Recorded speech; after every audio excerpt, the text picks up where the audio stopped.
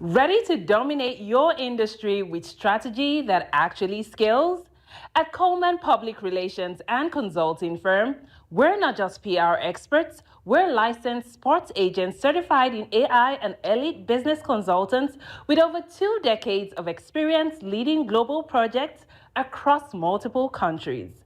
Visit cprfirm.com, that's colemanprfirm.com, and millionairex.ai, then download the Millionaire X app, your AI-powered guide to getting out of debt, investing smarter, and building generational wealth. Coleman Public Relations and Consulting Firm. It's a family business. It's different. Finding the right real estate professional can be challenging. I'm broker Melissa Wilson. I'm knowledgeable in all aspects of the real estate process. So whether you're looking to buy new or an existing home or have a commercial need, I'm here to help.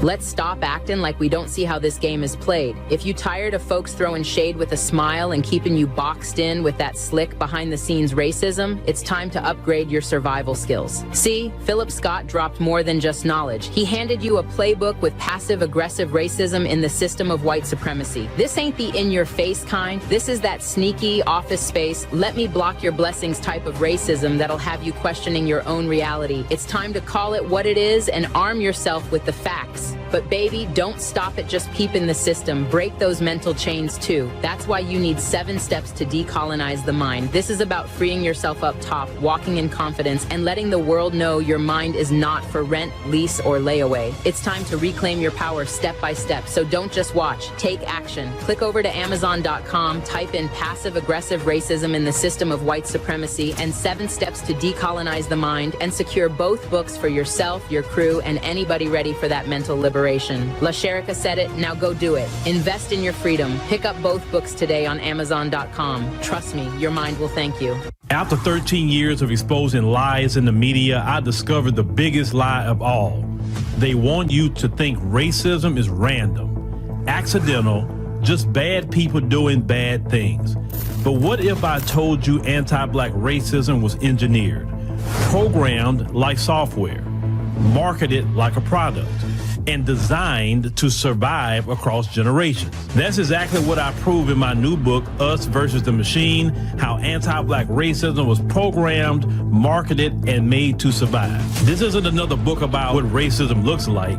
This is the blueprint of how it was built, who profits from it, and most importantly, how to dismantle it. I spent years connecting dots that they never wanted connected, following money trails that they thought were buried, exposing the machine that runs on our oppression. Knowledge is power, but strategic knowledge is liberation. Get Us versus the Machine on Amazon today, because once you understand the system, you can beat the system. In H-Town, we want news that speaks truth, just like we do. ADNC keeps me informed and him inspired. We've been through too much to trust mainstream media. This feels like us. From the D to the diaspora, ADNC is how I stay woke. We binge ADNC like it's Netflix, but smarter. They speak on us, but never for us. ADNC does. No fluff, no filters, just the truth, daily. From Wall Street to 125th, we're watching our news. Download the African Diaspora News Channel app today to stay connected to the culture.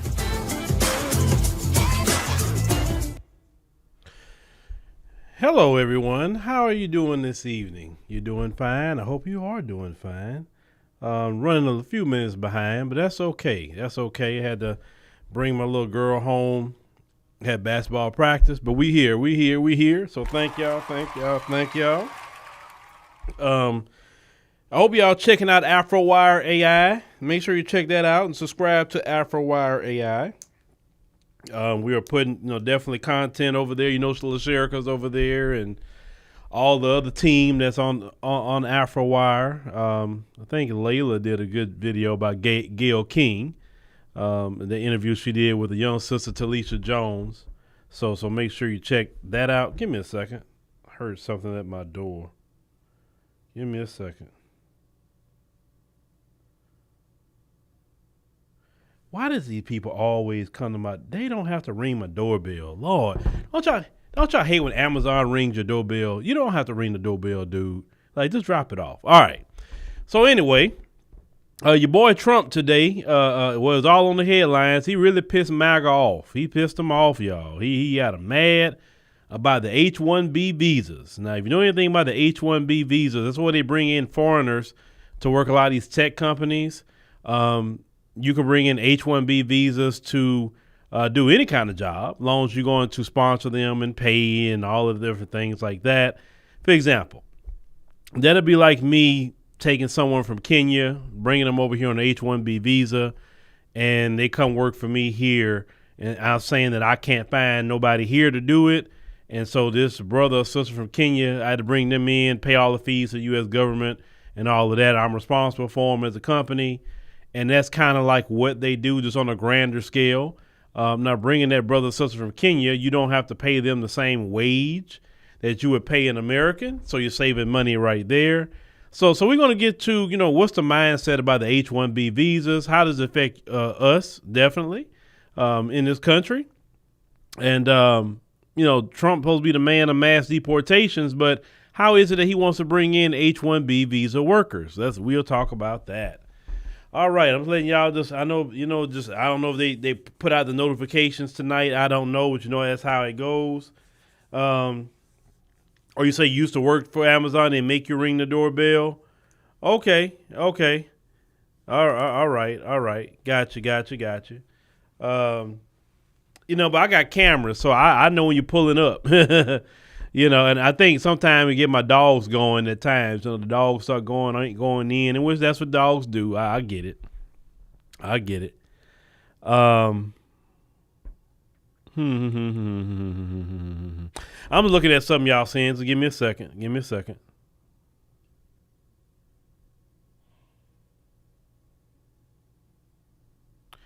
Okay, all right. So anyway, what else I need to also let me address something else. Any kind of event that you have out there, whether it's, now or next year, and say, you know what, we'd like to get Brother Phil to come, do some speaking engagements. Make sure that, you reach out to us. We are available for speaking engagements and everything. We're very easy to get in contact with for anything, whether it's myself, Brother Kellen, any event, definitely that, that would, you think this would fit well what Brother Phil do. Now, not only just here in America, but even outside the country, we are international with it. So, contact us for speaking engagements. We're definitely open to doing that, ladies and gentlemen. So let's not take too much more of your time. Hold on. Let me see something. Maybe that is me, but I've never had a problem tuning your live, but for some reason I'm only getting the infomercial ads. I hope people get it. I don't know, Georgette. I don't know. I don't know at all. I really don't know. I can't control this platform. But to prevent any of that or seeing whatever we're doing are things that we got to re-upload, which that was an interview that I saw and I said, man, hold on, I'm supposed to put that up. I got to get a thumbnail for it. An interview with me and Tariq Nasheed some years ago. I ain't seen that interview in a hot minute. I said, yeah, I forgot I got to put that up on the app. So, things like that I pull out the vault that's not on this channel anymore. So make sure you download the app and you always get what we're doing, right? All right. So let you know. All right, so let's go ahead and get it. You say they vote. Yeah, they voting to open up the government, in which they should, because the Democrats have played long enough. The federal workers need to get their bag. They need it, all of them. You know what I'm saying? They got bills to pay. Nobody in this country can not live paycheck. It's paycheck to paycheck living in this country. the shortage of air traffic controllers. Even they say when they open the government back up, flights still not going to be normal. They said the price is going to be higher, possibly, on some of these flights. I mean, you normally go up on a good day when you get toward these holidays.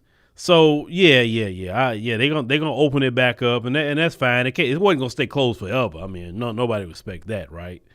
But and they went on ahead and sworn in the new representative Grijalda, the one that they've been trying to hold back for the past 50 days.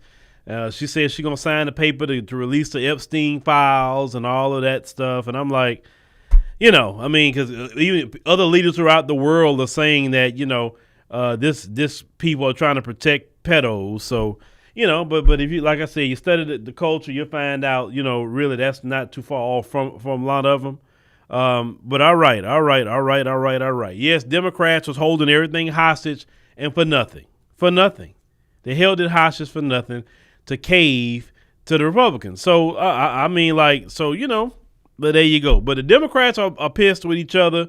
There's a lot of infighting with the Democrats. And so a lot of Democrats are saying, the ones that are really pissed, they say the word moderate is a bad word now. You either going to be for the progressive wing of the party or you're not, or we don't want you, because this moderate means you'll side with Republicans. That's kind of where they're going with it. But that word moderate, let's talk about that word moderate. When we go back to the scriptures, even in the book of Revelation, the Lord don't want you to be a moderate. Have you ever heard that? What did the Lord say in Revelation? He said, I'd rather you be hot or cold and not lukewarm. He said, if you are lukewarm, I will spew you out. Now, why did he say, I'm going to spew you out if you're lukewarm? He didn't say, I'm going to spew you out because you're hot. He didn't say, I'm going to spew you out because you're cold. He said, I'm going to spew you out because you're lukewarm. Why? Because when someone is hot or cold, in other words, they took a valid position, you know where a person stands. They standing in their truth. They standing on business. Wherever they are, they standing on, right? If someone is lukewarm, and I wasn't even supposed to be going here, but I'm going to go there because that's where I feel led to go. You're not taking a position one way or another. And you're dangerous. Let me tell you why moderates are dangerous. Because you don't know their position one way or another. When it comes to critical moments like this or anywhere else in life, you don't know what they're going to do. They can betray you like this because you don't even know their position at a moment's notice, or maybe they can side with you. But you can't depend on them to side with you, and you don't know if they're going to betray you. Because with them, they don't want to take a position because they don't want to be held responsible for whatever they believe. So no, I just stay in the middle. I don't think this. I don't know about that. No. You're lying. You do have a position. You're just too much of a coward to say your position. Just call it what it is. That's why. And how many times in the scriptures that the Lord has always been against cowardice? He always been for people that's been courageous, people that's going to stand on business, whatever it may be. Listen, even if a person is wrong in their convictions, that person can be helped. That person can even be turned around, even if they're wrong. But if you like, well, you wishy-washy, I don't know.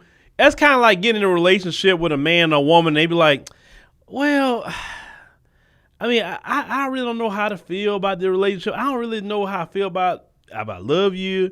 I mean, I love you, but, I don't, I love you, but I'm not in love with you. You know that comment, right? Well, no. Either you love me or you don't. Don't tell me you love me, but you're not in love with me. What in the hell is that? Either you love me or you don't. You understand what I'm saying? I can't have somebody around me that one way you say you do, but you don't. You don't know about this. No. Either you're for me or against me. So that's what a lot of people are saying about the Democrats. If you are a moderate, if you are a centrist, then what they're saying is we cannot mess with you at this point because you will do what they did recently and just waste people's time, harm people, right? Because you're not standing on a position. Because if you're going to stand on a position and keep the government shut down, then you keep it shut down because you stand on a position. Then Chuck Schumer was so cowardice, he wants to put up 8 people that didn't have to worry about getting voted in next year. And he stayed out of it because he needs to get elected, right? And AOC, from what I'm hearing, wants to come for that Senate seat. And I think she should get it, personally, or whoever. But he needs to go. Anyone that's a centrist is for the status quo. And as Black Americans, the word status quo is a demonic word for you. Let me explain to you why the word status quo is demonic for Black folk. Status quo means you stay at the bottom. Status quo means you are last hire and first fire. Status quo means you are mass incarcerated. Status quo means that you can't get a home, you can't get a loan, business loan. You can't do what you need to do. That's status quo. So anybody who's a centrist, they don't want to take radical positions. Then why would you even waste your time voting for them at this point? You see what centrist, look, Joe Biden, he was a quote unquote centrist, right? He said that before he got in office, he said, I'm coming into office to set everything back to the status quo. That's what he said that he was going to do. Status quo was mass incarceration underneath Bill Clinton, and Joe Biden wrote the bill. That was status quo. As a Black American, anyone that says status quo to us, they say, oh, hell no, I'm not supporting you. I don't care if you're crazy right, crazy left at this point. You in the middle? No, I can't support that. I can't support it. And I don't care if you're Black, white, whatever. I want y'all to see what centrists do. It don't matter what position they take, whether they left wing, right wing, it don't matter. They are dangerous because they do not take a position.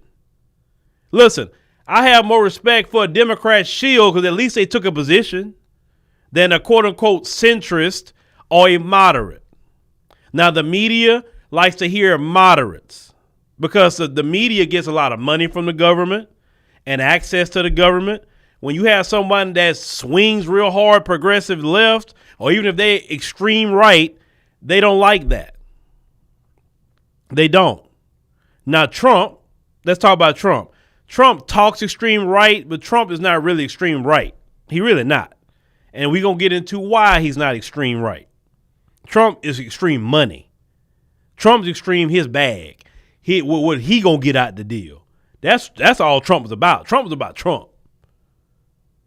And all that crazy right-wing talk, yeah, I do that just to get a bag. But if it's going to start affecting my bag, oh, no, I ain't doing all that. So let's get into that. Not since we're talking about that. So Trump did an interview with Laura Ingraham on Fox News. And, Trump been running around here, America first, because that's what get the people to vote for him. It's saying America first. Oh, I'm going to get all these illegals out, right? Okay. So he got a lot of people to vote for him because of that. But Trump says something, but he's not saying nothing at the same time, but his actions saying another thing. And I think we got him figured out, y'all, what his actual plan is with immigration. and for the American worker, okay? All right, so let's hear what Trump got to say real quick. All right, so let's go. Republicans have to talk about it, Laura. And does that mean the H1-B visa thing will not be a big priority for your administration? Because if you want to raise wages for American workers, you can't flood the country with tens of thousands or hundreds of thousands of foreign workers. You also do have to bring in talent. We have plenty of talented people here. No, you don't. We don't have talented people here? No, you don't have certain talents, and people have to learn. You can't take people off an unemployment line and say, I'm going to put you into a factory where we're going to make missiles, or I'm going to put How did we ever do it before? Well, I'll give you an example. In Georgia, they raided because they wanted illegal immigrants out. They had people from South Korea that made batteries all their lives. Making batteries are very complicated. It's not an easy thing. It's very dangerous. A lot of explosions, a lot of problems. They had like 500 or 600 people, early stages, to make batteries and to teach people how to do it. Well, they wanted them to get out of the country. You're going to need that, Laura. I mean, I know you and I disagree on this. You can't just say a country's coming in, going to invest $10 billion to build a plant, and going to take people off an unemployment line who haven't worked in 5 years, and they're going to start making missiles. It doesn't work that way. All right. So now that's not America first. That's what a lot of his people are saying. What his people wants is everybody who is quote unquote illegal to get out the country, and those jobs, those high paying jobs, all filled by, when they say Americans, they mean white Americans. Okay, they don't mean black Americans. Now, if you can't figure that part out by now, I don't know what you're talking about. When has white folks, no matter what persuasion they think, have ever advocated for black people to get jobs, except some? Well, they got certain jobs they want for black people, and we'll discuss that. But a lot of MAGAs upset with that comment. And let me rewind it one more time, because I want to home in on Republicans have to talk about it, Laura. And does that mean the H1-B visa thing will not be a big priority for your administration? Because if you want to raise wages for American workers, you can't flood the country with tens of thousands or hundreds of thousands of foreign workers. You also do have to bring in talent. We have plenty of talented people here. No, you don't. We don't have talented people here? No, you don't have certain talents, and people have to learn. You can't take people off an unemployment line and say, I'm going to put you into a factory where we're going to make missiles, or I'm going to put How did we ever do it before? Well, I'll give you an example. In Georgia. Now, she brought up a good point. I'm going to tell you why we don't have the people as he's talking about. It's their fault. They're trying to dismantle the Department of Education. You don't have the people because you dumbed down your public education, and you're trying to dumb down your colleges. Let's call it what it is. At one point in time, because they're older, and what she's talking about, at one point in time, they used to have auto mechanic. Well, you can learn auto mechanic, you can learn plumbing, you can learn carpentry, all this stuff you can learn in high school. They have just about ripped all that out. You can't learn no skill really in high school. You should be learning skills in high school, but they ripped all that out. They don't prioritize education. They prioritize everything else but that. All they want is to produce low skill workers. And when you go to countries like China, places like India, and places like that, they are trying to prioritize higher education for people to have these skills. The reason why China's where it's at in the area of tech is because the Chinese, and listen, if you even know Asian people who immigrated here, I've seen plenty of Asians, okay? When I was in Port Arthur, we had Vietnamese come in, all right? I had some Vietnamese friends, and I remember about their mindset and approach to school. It was a total different mindset and approach than what we were used to. So if we get a B, you're like, our parents like, hey, that's great, you got a B. But in their minds, they get a B, they're like, oh my God, I'm gonna get in trouble. For what? What did you make? An 89. Okay, you made a B, a high B. What's wrong with that? No, my parents just want me to make straight A's, and oh my God, I'm gonna have to hear it. And I'm like, are you serious? But that's the way they are about education. And when you are educated, let's call it what it is. When you're educated, you can do a lot more. An educated population is a lot the smarter. They don't fall for the BS propaganda. And the reason why we have so many people in this country that fall so much BS propaganda, and we have so much ignorance in our country, it goes back to the level of education. Let me go. Hold on. Let me see what. Well, once again, let me look at what America ranks on education. Give me a second. I want to make sure I do this. Give me a second. Where does, let me see, the U.S. Hold on. I don't want to give you bad information. Hold on. K through 12 education. Let's say in the world. Hold on. I'm gonna get it for you. I want because I know we're nowhere near 1 and we're nowhere near 10.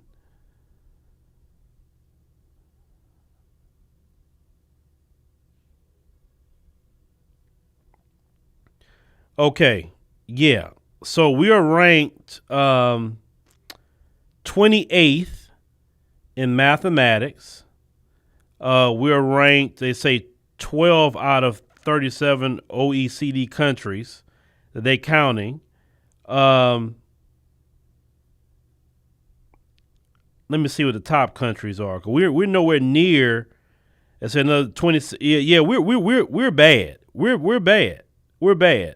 Let me see who's the top. Let me see the top country.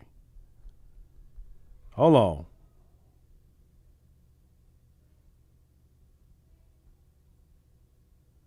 Okay, Singapore is actually the top country.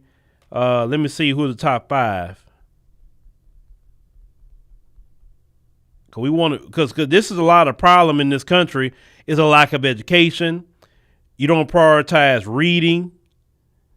Let's see. Top 5. Singapore, China, Taiwan, Japan, and South Korea.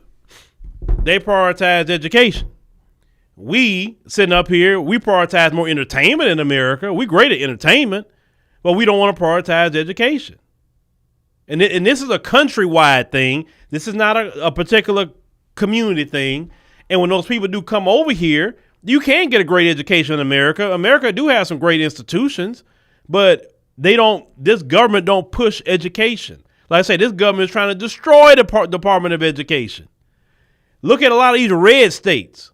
They don't promote and push education like that. They don't. What they want is low-skilled workers. They do not want education, because when you get more educated, you're going to think entrepreneurship. You're going to see the BS they're doing. You're going to see through the scams they're doing, right? And just because you may not went to a college doesn't mean you're not educated, because you can read yourself into an education. You can study yourself in education and live in life, because just because you know a book don't mean you know anything. Because I've seen a lot of people who are very smart on a book, but they're dumb in life. So a smart person can blend books and life together and excel. They don't want that. Listen. This is a country that didn't even want black people to read. Why? Why was reading so dangerous to the white supremacists of black folk? Why? Because an educated black mind is a powerful black mind. That's why they didn't want you to read. And listen, some of you today, ask you when the last book you read, you wouldn't even know. Now, you'll read social media, but when is the last time you read a book? Or even listen to an audio book? We got audio books now. If you want to, you know what I'm saying? There's no excuse not to be educated. We live in the worldwide web. We got AI. It's all kind of ways you can sit with AI and get educated. You know how much stuff I learned from AI? I was like, let me see this. Let me see that. It's quicker. I don't even mess with Google anymore. I'm like, I learned so much with AI. Of course, I may look at 3 or 4 other sources to double check it, of course. But I've learned a lot. And I'm still learning. I don't know everything. And even you so-called got degrees or whatever, you still never ever will arrive in your thinking, because every day is something that you don't know. So the reason why we don't have the people is because y'all don't prioritize education. You prioritize a gun, though. If you would prioritize education like you prioritize them dumb guns, y'all will get somewhere.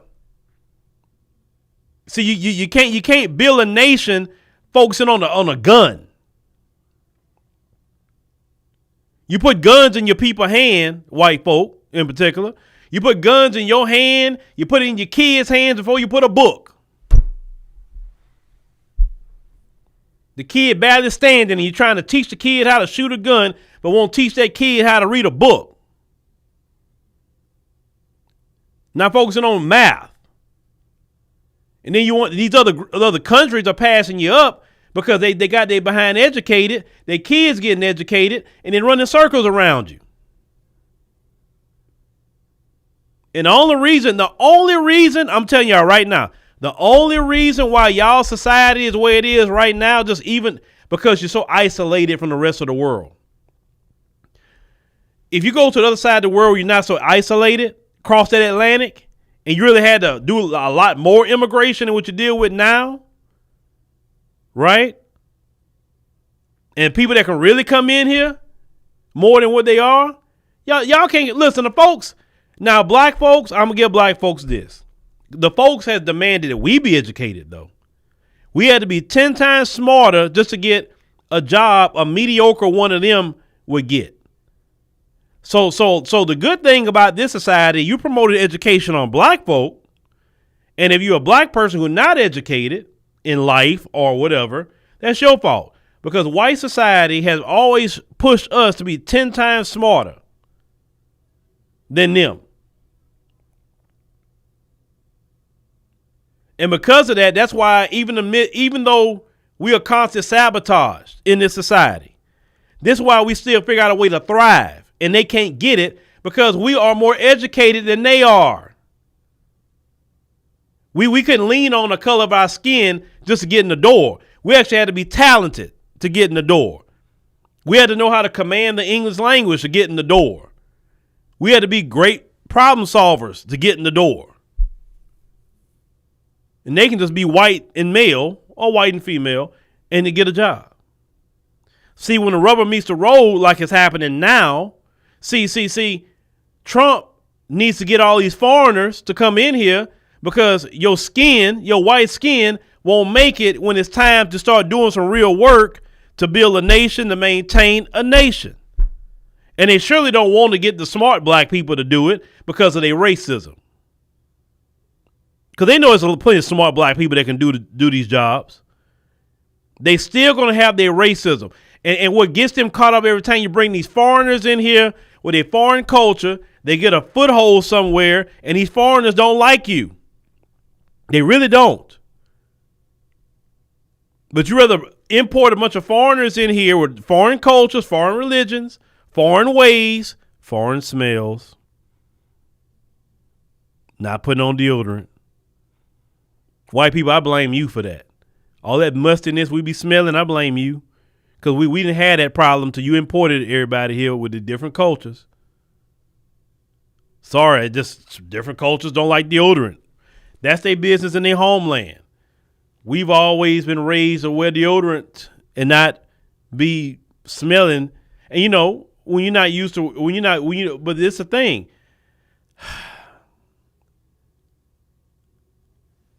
If you're used to the smell of must, it don't smell like nothing to you no more. You know, you can get immune to certain smells. You understand? It's like a person can have a certain smell in their house. They don't smell it.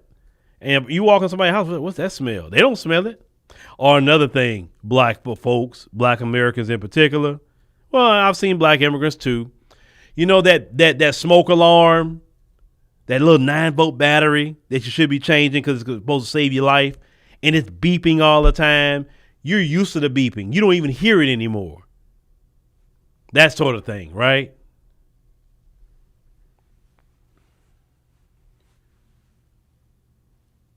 Yes, you bring in different cultures in, cultures clashing. But let me tell you, Americans. When I say Americans, I'm talking about you white Americans in particular. This is the mass deportation plan. Okay, so for high skilled jobs and labor, these nice jobs, they're going to bring in foreigners. They talking about bringing in 600,000 Chinese. I get why. Look at how China's innovated. I get it. They talking about bringing in all these different people to come into this country. They're gonna what their plan is the mass deportation of low skilled labor. Okay, so they want to get the Latinos out who are illegal, Africans, Caribbeans, anybody who's doing low skilled labor. They going after them. Okay. Then what they want is they want you good white people to go do those low skilled jobs. They want you to go do the farming work, the construction, working at the hotels. They want you, and they're gonna say, "Look, we open up so many jobs, but it's gonna be low skilled labor." That's what they want. Okay, for you. So the foreigners can work the great jobs, and you work the low skill. And then, hey, Trump's bringing jobs back. He's getting out the illegals, right? So it's a perfect plan. So I guess he's doing what he said he was going to do, right? He's opening up I guess, American jobs at the construction or at Walmart or wherever else he's going to open the jobs up. And you're going to get those jobs, and you're going to take your 50-year mortgage that he's offering you, and you're never going to own your home, and you're going to be happy. Right? Let's talk about this 50-year mortgage. Why would anybody in their right mind take a 50-year mortgage? Let's think about this. A 50-year mortgage? First of all, you'll never pay that house off. You'll never pay it off. Number two, getting a 50-year mortgage is like getting a 10, 15-year car note. Most people are like, bro, why would you go get a 10-year car note? What is wrong with you? People would ask you that question, right? Why would you get a 50-year mortgage? Beyond which you start looking at the setup. A lot of people would even tell you, why would you get a 30-year mortgage? Maybe if you're 21, but let's say someone that's in their 40s, why would you get a 30-year mortgage? If anything, you should get at minimum of 15 and double up payments on principal and try to pay that mess off in 7. Like live frugal at least for a good 7 years. You want to pay it off. Now, realistically speaking, the housing game in America is so screwed up and rigged. I think I got messed up when I went to South Africa when it came to the housing. I got messed up, completely messed up. Okay. And because their system was nice. They do a 20-year mortgage and you pay half down. And the rest you pay in payments. So, I'll give you an example. There was a house that we were looking at that was about US $200,000. So, if you put $100,000 down, you can get a 20-year mortgage basically in South Africa, and your house note for the 20 years would be like $416 a month. That's affordable to pay for your house note, right? There ain't no house note in America that's gonna run you $416 a month. None.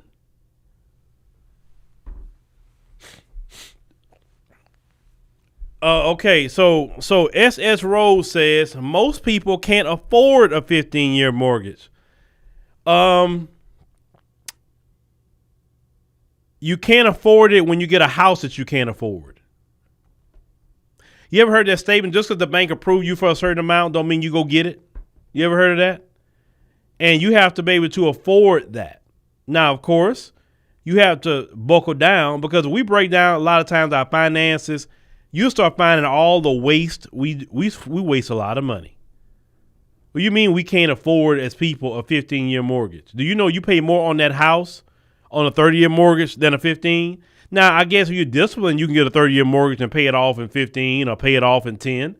If you're disciplined, like you say, okay, I'm going to be working overtime and all my overtime going to the principal payment.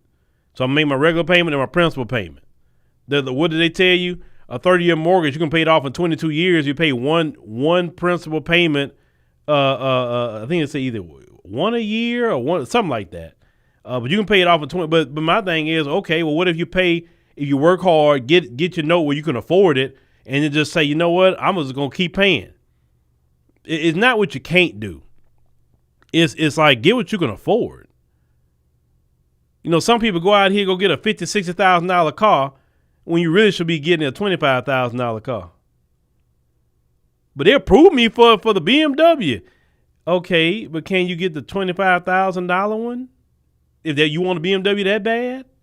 That way your note can be low? So you're not being ate up with car notes? I mean, the problem with a lot of us as Americans, we got to get out of this situation. Trust me. And I was like that too. So I know what I can tell you. We got to get out of just trying to go get debt. That's why you can't afford what he just said. Well, most people can't afford a 15-year because you're living above your freaking means. You got cars that you don't need. You got phones that you should never got. You got more subscriptions that you probably didn't even need, or at least you could dwindle them down. Sometimes you may have to say, you know what?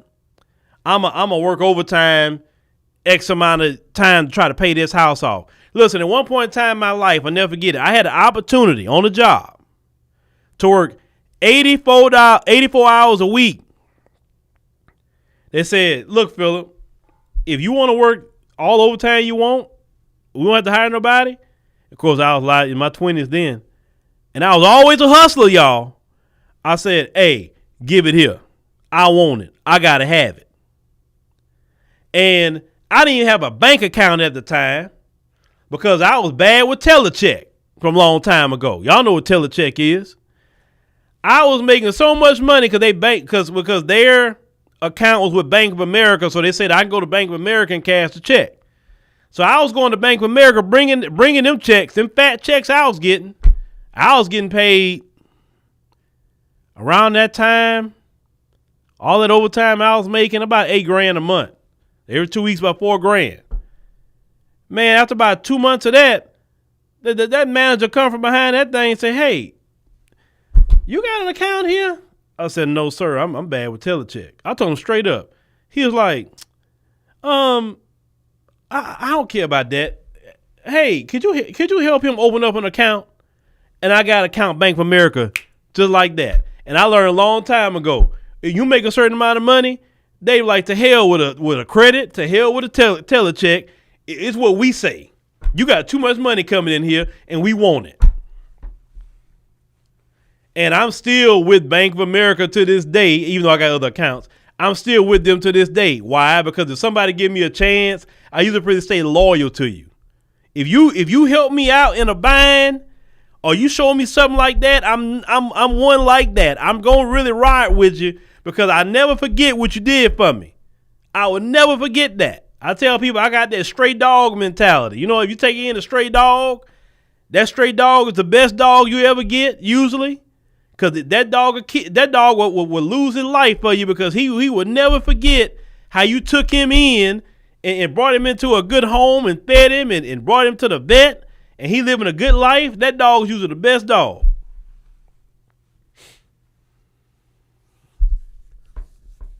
And I'm like that. I just believe in that type of loyalty. You do me right, I just cannot forget you. I can't forget you.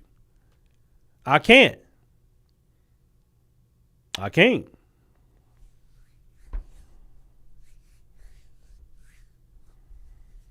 Now, you're talking about the mortgage aspect. There are people that pay off their mortgage. There's people that pay off their mortgage all the time. There's brothers and sisters that say, you know what? I don't want a house note. You know, so they say, you know what? Let's work together. They work together. And they say, hey, look, I'm going to do this. We're going to do that. We're going to chill out on these. We're going to go to maybe some restaurants, maybe one here and there.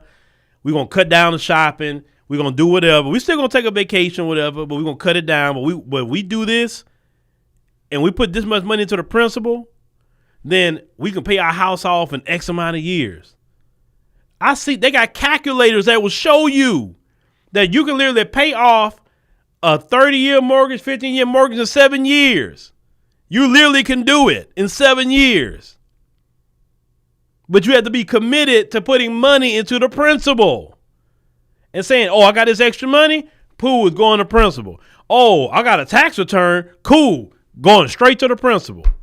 I'm not touching this money. Oh, you got a stimulus? Going to the principal. Because I want to hurry up and get this house paid off so I don't have a house note.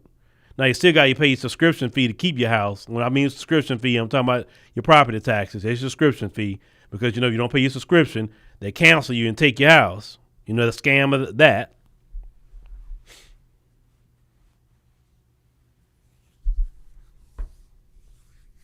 But don't say what we can't do. Because how is it that the old people had all our grandparents had a house and they paid it off? All of them. And they didn't even have the access to the money that you and I have access to today or opportunities.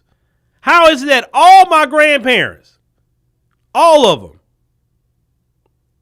extended family, all of them, paid their house off and can leave the house to the family because they paid their stuff off?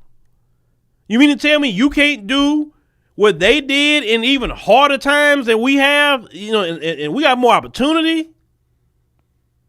They couldn't make no online money. They couldn't make money overseas like we can today. They made money right in their city And if they got quote unquote blackball, then boy, they had to figure it out. I'm sorry, my grandparents, my great grandparents, my great great grandparents can all pay their houses off. How come we can't do it? But see, they didn't live like us either. They wasn't in a restaurant I remember it. My grandma did not go to no restaurant every day. She cooked. Every blue moon we'll go to Luby's. And if you from Port Arthur, they had the Luby's, the one off of you had the one off of Twin City Highway, and then you had the other one on Gulfway. Okay, back in the Gap. But Luby's was the spot. That was the only one approved spot. My grandmother would say, okay, I'm not going to cook today. We go to Luby's. And we all be excited about going to Luby's too. But other than that, my grandma and them was cooking. They didn't want to hear no talk about you going to some restaurant to eat. They would be offended. Because they felt that the eating at home, they love to do that. That's part of what they was doing. That's why they had money. Grandma and them wasn't in the club every week, drinking $17, $18 drinks. They wasn't getting high. That cost money. They wasn't vaping. That cost money. Some people smoke cigarettes, yes. My family didn't do it, but some people did, within reason. Right? Y'all remember them Cools from back in the Gap? I used to have to go get them from at least my aunt. My grandparents never did that. But my aunt, she loved them Cools, boy. Hey, here, go to the store and give me some Cools at Miss Foley's. All right, so I had to go over there to Miss Foley, go get some Cools. You know, my aunt's not here anymore. But, yeah. They didn't live like we live today. Not at all. If you went back to how we lived back then, cook at home, eat at home, breakfast, lunch, dinner at home. If you can go out, of course they go out to church and stuff like that, visit family, whatever. Maybe every blue moon they'll go out, do something, whatever. If they had parties, usually it was at the crib. You can do all the drinking and barbecuing and music and all that at the crib. So you really didn't have to go to no club because there was parties at the crib or somebody else's house had a party. So you wasn't spending $17, $18 on no liquor, each drink. In Houston, $20 to park. You come out here to go out in Houston, get ready, $20. You paying. You haven't even got in the spot yet, $20. Now, I can't speak about Atlanta. I'm talking about Houston. Anybody from Houston, you know what I'm talking about. $20 to park.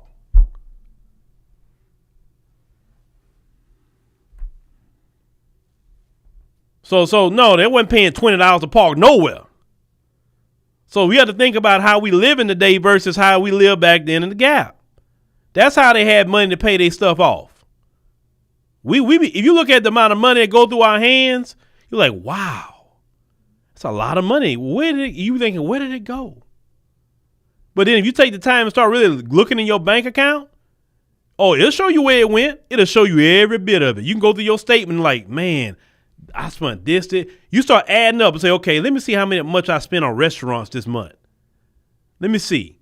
Let me see how many times I went out to the club and I bought drinks. Let me see how many times I went and bought my edibles. Let me see how many times I vaped and went and bought vapes. And you start going through all that stuff like, man, look how much money I spent this month. And the reason why I'm talking about edibles is because some of y'all are on that. Or y'all smoking, whatever. That's a bill for some of you. I'm just saying it's a reality. It's a bill for some of you. But it's still money. Regardless, it's money.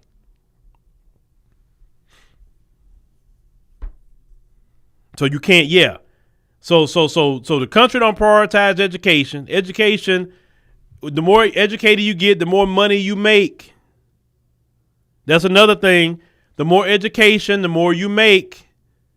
Whether you're getting certifications, it don't have to be a degree. Whether you're getting certifications, whether you're getting something, you're increasing your knowledge. And as you increase your knowledge, you make more money.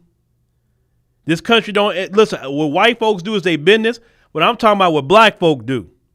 Black folks need to be increasing our knowledge.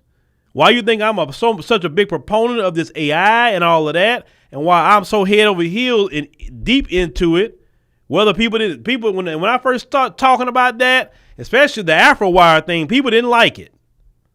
Oh, why he doing all that? Oh, it's this. You know, and now you fast forward to see a few months and say, oh, people are like, oh, I get it now. I'm like, yeah. And saying it's only getting started. Yeah, some people probably worried about, oh, that's gonna take my this. Like, you better get educated and get in.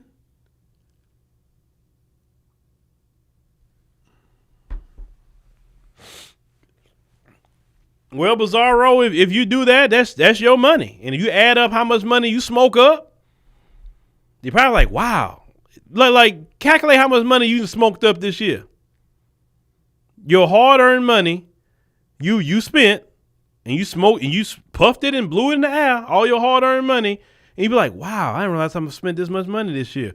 What if I would invested that money into maybe, you know, I don't know, maybe a new business venture? What if I invested that money into, you know, maybe a mutual fund or ETFs, or what if I just want to save this amount of money? You know, what if I want to buy some property, or hell, you know, I want a property overseas. Maybe this would have been a down payment for that. Calculate how much you didn't smoked in the past 3 years. You'd be shocked how much you spent. I'm not beating you up. I'm just telling you reality. It's a lot of money you're smoking. And I don't know your level of smoking, because some people smoke every blue moon. Some people got to smoke every day. Some people smoke like a freight train. And that's money. It's just kind of hard for me just to say I worked hard and I'm just going to I don't know. It's hard for me to do that because I'm thinking about, okay, I'm trying to pay bills. I'm thinking about investments.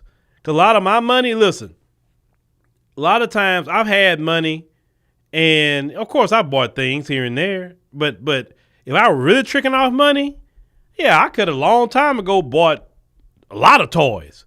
But I invested back into this business and into what we have. And then now it is showing. And if everything go right, what I'm doing now, and when it pops, it's going to pop. But I rather take my extras and put it into things like the business, or what my wife is doing, and learning better from that too, than just saying, oh, I want to go out and just take a vacation. And nothing wrong with a vacation, but sometimes you got to hold off on that to pay some bills off. Like, I'm in the process of trying to get rid of all my debt that I have. Is that easy to do? No.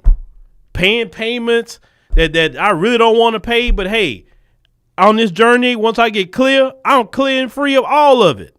And I don't have to worry about it again. Sure, I can be like, I ain't worried about that. I'm going to spend money here, spend money there. No. I want to be completely debt free. I don't want to owe nobody a dime. Nobody calling me saying, hey, you owe this. I don't want to owe no tax. I don't owe nobody nothing. And if I get extra money, okay, maybe I can put it into the business. I got this extra money. Oh, that's some Slay Queen episodes we can get done. I'm always thinking about what we can do to invest back into this.